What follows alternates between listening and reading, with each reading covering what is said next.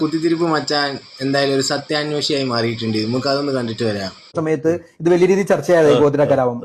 ജെൻസി പിള്ളേരുടെ ഇടയിൽ കൂടി ഇത് ഇച്ചിരി കൂടി ഇതെന്താണെന്ന് അറിയാനുള്ള ഒരു ത്വര ഉണ്ടായിട്ടുണ്ട്.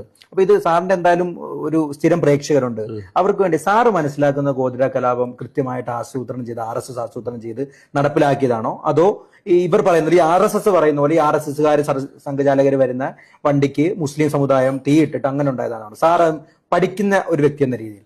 സംഘചാലകരല്ല മച്ചാനെ, അത് കാർ സേവകരാണ്. കാർ സേവകർ അവരുടെ കമ്പാർട്ട്മെന്റിനാണ് തീ വെച്ചിരിക്കുന്നത്. ഒന്നും അറിയാണ്ട് ഈ മുറിയറിവും വെച്ചിട്ട് എത്ര കാലം ഇതേ പരിപാടിനെ നടത്തുന്നു? കുറച്ചെങ്കിലും ഒന്ന് മാറ്റിക്കൂടെ?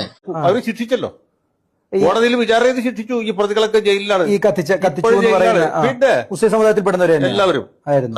മൗലവി ഉബർജി എന്ന് പറഞ്ഞ ആളാണ് ആസൂത്രകൻ. അയാളുടെ പേരിൽ കുറ്റം തെളിഞ്ഞില്ല. പക്ഷെ ബാക്കി പ്രതികളൊക്കെ ശിക്ഷിച്ചു. പ്രതികളെല്ലാരും ശിക്ഷിച്ചു എന്ന് പറയുമ്പോൾ മൂപ്പര് ചോദിക്കുന്നുണ്ട്, മറ്റൊരു ചോദിക്കണുണ്ടോ, അതാണ് ഒറിജിനൽ അജണ്ട ത്വര. കലാപങ്ങൾ ആര് നടത്തിയാലും ഏത് മതപ്പെട്ട് നടത്തിയാലും അതിന് നീതിയായ വ്യവസ്ഥകളെ നേരിട്ട് അവർക്ക് കോടതിയിൽ ശിക്ഷ വായിച്ചു കൊടുക്കണമെന്ന അഭിപ്രായമുള്ള മതനിരപേക്ഷർ ജീവിക്കുന്ന ഈ നാട്ടിൽ വീണ്ടും വീണ്ടും ഇതേപോലെ കുത്തിത്തിരിപ്പ് നടത്തി വർഗീയത ചർച്ചയാക്കി എന്ത് സുഖം കിട്ടണില്ല. എന്നാൽ പിന്നെ പോട്ടെ, പഠിച്ചു വന്ന എന്തെങ്കിലും പറയാനും കുഴപ്പമില്ല. ഈ മുരറിവും വെച്ച് സർസംഘചാലകർ എന്നൊക്കെ പറയാൻ സമ്മതിക്കണം. നന്ദി, നമസ്കാരം.